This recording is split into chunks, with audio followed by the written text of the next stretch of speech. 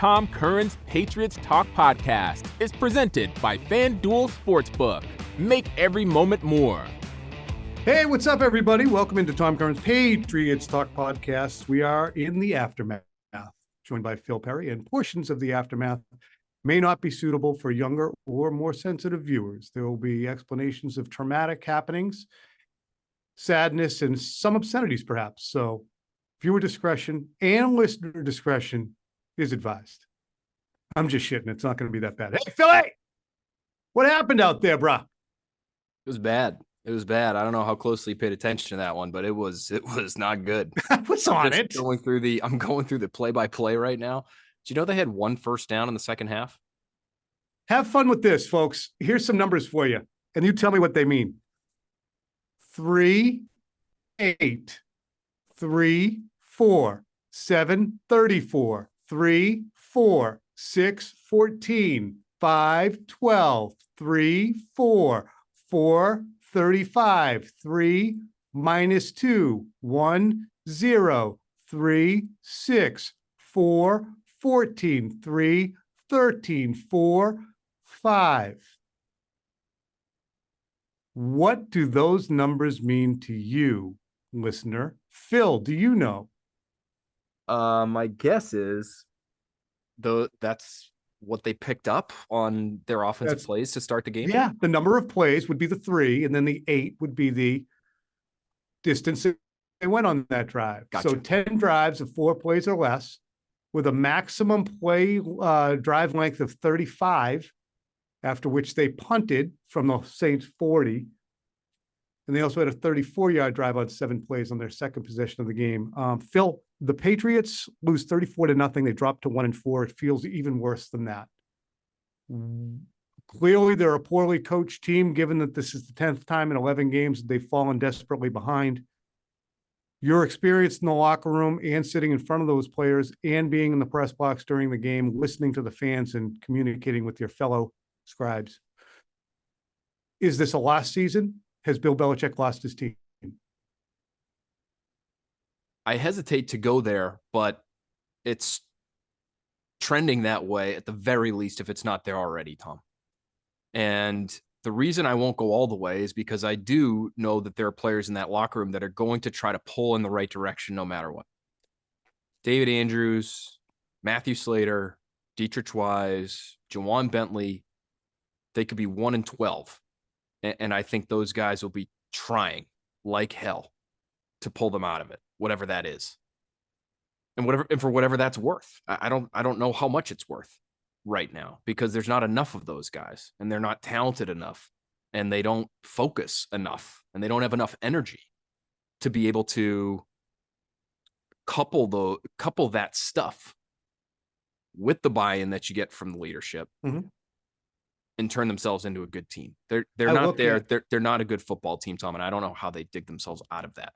And I look at, for instance, David Andrews, who week after week has to go out there to that podium and be the first guy out there to send the message. He doesn't get paid enough for that. He hasn't been treated well enough by the Patriots for that. You know, turned out a few years ago, we're not going to re-sign you. Go see if you can get better money. He comes back after he doesn't find better money, and he finds that offer's off the table. Yet still, he's going to walk out there and speak longer and more articulately than Bill Belichick does, for basically 1/10 of the money that Bill makes in a given season, because that's what Bill, has gotten from him. He's gotten that level of buy-in. But even a David Andrews, Phil, he had a horrendous block on a TFL for Ramondre Stevenson that he didn't get out there to make. Might have been Ezekiel Elliott. And he also had a horrendous breakdown on a pressure allowed up the middle. You look at what I would consider one of the better left tackles in the league when engaged, Trent Brown. He was on the scene for one of the pressures to Mack, which resulted in a sack. And he also was there for just a lackluster effort on a block that resulted in another Ramondre Stevenson TFL. Some of what we would consider their better players and their leaders aren't performing either. So when we look at that and consider that, I'm seeing a lack of buy-in and a lot of lip service paid at the podium, despite the earnestness of the way they speak it. You can't fall behind like that every single friggin' week.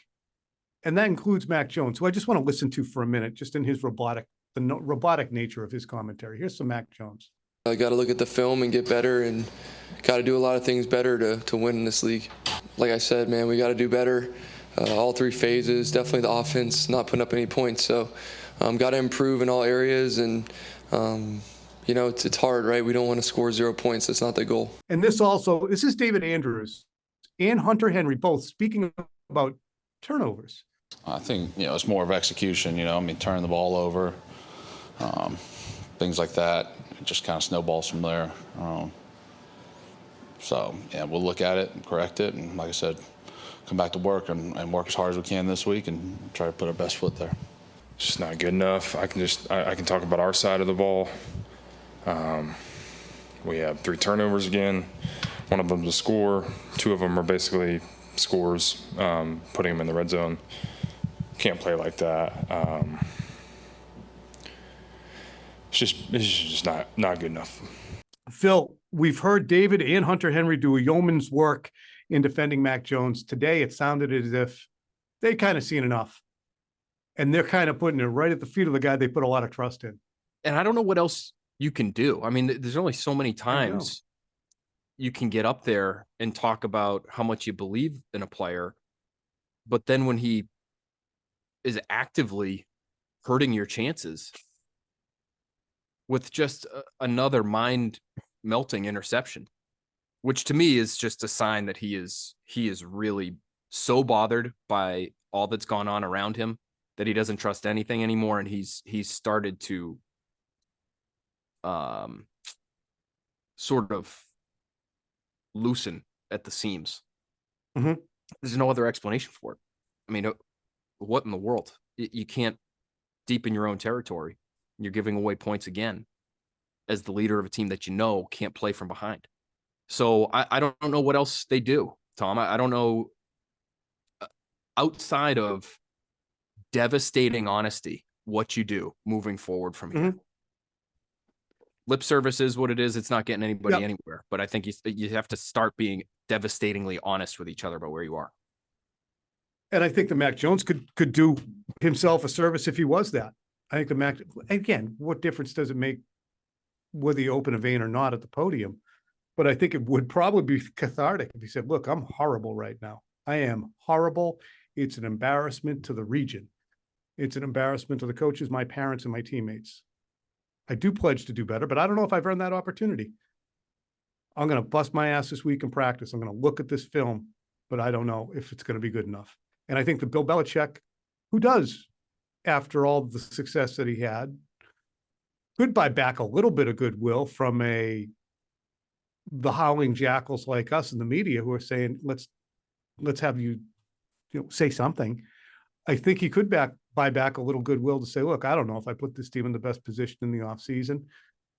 We're going to do our damn best to get back to it, but it starts with me. I don't think he ever says it really starts with me, because I don't think he believes that it does, nor do I think that he is willing at this juncture to show a level of circumspect, introspection, starts with me. I don't think he wants to appear vulnerable here. Michael Hawley asked us during post game. I think he has said those words just to give him a little. I think he has said it. I think I'm with you though. I don't know if he thinks this is all about him. And I listen, I don't think it's all about him. This is the worst offensive line in the league. How many more games? How is the worst offensive line in the league? Might be a bottom 5-7 group of weapons, and it doesn't excuse his play. His play, that interception is horrible. It's inexcusable. It's terrible. Oh, I'm talking about. But I think he's looking at the entire situation. And he's saying, "Boy, am I in a bad spot here." Snap into action this NFL season with FanDuel, America's #1 sportsbook.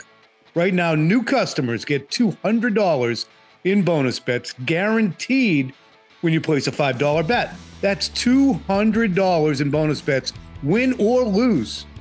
If you've been thinking about joining FanDuel, there's no better time to get in on the action. The app is so easy to use. There's a wide range of betting options, including spreads, player props, over-unders, and more. So visit FanDuel.com/NSBO and kick off the NFL season. FanDuel, official partner of the NFL. 21 plus and present in Mass. Hope is here. First online real money wager only. $10 first deposit required. Bonus issued as non-withdrawable bonus bets that expire 7 days after receipt. Restrictions apply. See terms at sportsbook.fanduel.com, gamblinghelplinema.org, or call 800-327-5050 for 24/7 support. Play it smart from the start. GameSenseMA.com or call 1-800-GAM-1234. Phil, Michael Hawley asked us on Postgame Live what the Patriots should do at quarterback next week. I think the Mac Jones needs to be benched in lieu of Bailey Zappi. The reason being, Bailey Zappi is not an improvement, but what we've seen from Mac is a meltdown.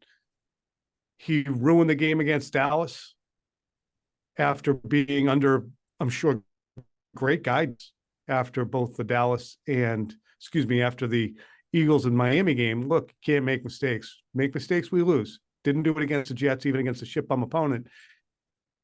And they won, and then he goes out and he makes myriad mistakes, myriad aggravated mistakes, myriad his fault, nothing really caused it kind of mistakes to harpoon their chances of winning. And then he did it again. Take the sack. Anybody could understand that, especially under the circumstances that occurred last week. So in 4 of the 5 games, despite the fact I've seen games where he plays okay, he's taken the team hostage with his own bad play.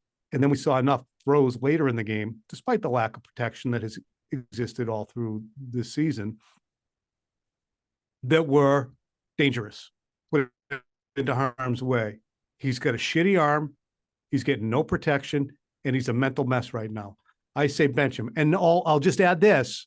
When you bench him, I've had a lot of people say, well, then it's over. You can't bring him back in. Why? Why can't you bring him back in? What is he? Is he Dan Marino? Is he John Elway? Is he going to refuse to go in?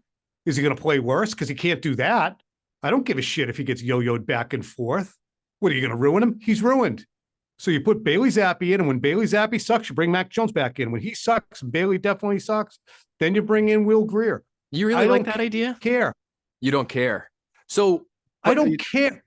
I'm there because Mac is ruined right now. You can't allow a guy who's going out there and pissing gasoline on the fire to continue to do that. You have to say, for the good of the rest of the team, for the good of sending the message that we're not going to countenance this, it's going to be next man up. You have to do that. Now, I would absolutely, this idea that you can't put a guy back in after he's been benched, it's the most wrong-headed, stupid thought that I've ever heard, especially when it's relative to an average player. Tough shit. Get back in there and play. You weren't good enough to keep your job. You didn't deserve myriad opportunities. What's wild about it, though, is that you're benching him in favor of a guy. It actually makes it easier when you're benching him in favor of a guy who's a fringe NFL player. It's easier to put him back in. So they were geniuses by keeping Bailey. Phil doesn't it's like just so dysfunctional. I don't think you can do it. I disagree with you. You can say it's wrong. You can say I'm wrong-headed. But they're already dysfunctional. But Tom, I think your better chance of becoming a good football team is just picking one guy and just letting him get the reps, letting him get the experience, letting him make the mistakes, and pushing through it, because there's no shot. It might be a low percentage shot already. There is no shot that you would get good quarterback play in the scenario you described. You're asking for trouble for the rest of the season. You're in, you're out. Nobody's developed anything. Nope. You don't think in week 7, maybe they're 1-4. You don't think in week 7, if you bring Mac back after a couple of shit Zappy games, if you bring Mac back, you don't think in week 7 he has a potential to play okay? Because he's just learned his lesson and he's feeling sorry about how things have gone. I've heard guys say I learned while I sat. I just don't think he's earned that level of loyalty. No, he hasn't. And I'm not saying that's what this is you got to be loyal to him. I'm just saying your best chance of saving your season. Raising the white flag. Your best chance of saving your best chance of saving your season is trying to get competent quarterback play. And to me, you can't get competent quarterback play when you're treating it like a high school offense. That's high school stuff. It's never, when has it worked in the pros? It absolutely is. It worked with the Colts in 1969, Earl Morrall and Johnny Unitas. It worked with David Woodley and Dan Marino. It worked great with Montana and Young. I'm actually making things up right now. It worked with Craig Morton and Fran Tarkenton, I think. Was it Craig I think you Morton make it and Fran worse. I Tarkenton? think you make it I'm worse really- if you're back and forth like that. And But it's worse. It can't get worse. They just lost by a combined 91-3. So it's as bad as it gets. I think a head has to roll. Whose fault is it? This is the last question. I got to go do my 6 o'clock hit. We got plenty of writing to do, and we're going to be back at it again on Tuesday, probably going through more of the aftermath. Look at the Phil face smear. Blame pie. Let's play it. Where does the blame? Who is the most to blame for what we're seeing right now? Specifically, the name and title. I need it. So Belichick, Bill, head coach / general manager is where I start. Mm-hmm. And then I go to the quarterback. Then I go to Adrian Clem. And then right slightly behind Adrian Clem, I put Bill O'Brien. All right. I actually went to similarly Bill Belichick, general manager, for staffing the roster so poorly that he has an embarrassingly porous offensive line with no cavalry coming over the hill. Then I blamed Mac Jones for making that bad situation on the offensive line worse, and also wide receiver for Bill staffing wise, for making a bad situation worse behind that porous offensive line. Then I blame the offensive line players and other players for execution, despite their limitations. Then I blamed, I never really got to Bill O'Brien. I blamed the players. I think this is what's great about a loss like this and the losses of the last 2 weeks is that everybody's deserving of blame. And I include Bill O'Brien there because I have not seen a single desperate act on his part. And that's what you need at some point. We watched Josh McDaniels for years here, Tom, run essentially a trick play a week. Like sometimes when they didn't even need him. You're at the point now where it's time to start pulling those things out. Start pushing buttons and hitting levers and doing whatever you need to do to move the ball. You can't move the ball. You had 3.1 yards per play today. You had 1 first down in the second half. It's a disaster. Start doing weird stuff to move the football. I know you've got it somewhere in there. You've been a coach for 30 years. You've got trick I know plays. what they should do. Run the fake tush push. See what happens when they try to run some trickeration? I guess so. I mean, that's tough. If you just don't have players that unreal. aren't even smart, not only are they not talented, but now they're not even smart enough to run a trick play. It's been a mind-boggling day in so many ways. This loss was worse than the Dallas loss, was it not? Definitely. Yeah. You're at home against a worse team in a spot that you really needed to have one, and you just never had a chance.